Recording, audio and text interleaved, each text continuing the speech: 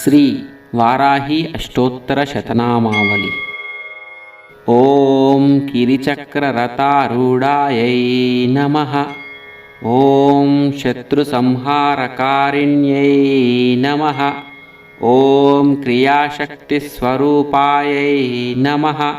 ॐ दण्डनाथायै नमः। ॐ महोज्ज्वलायै नमः। ॐ हलायुधायै नमः।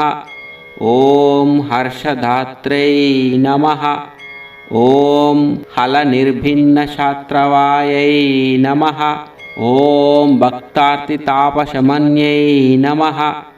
ॐ मुसलायुधशोभिन्यै नमः। ॐ कुर्वन्त्यै नमः। ॐ कारयन्त्यै नमः। ॐ कर्म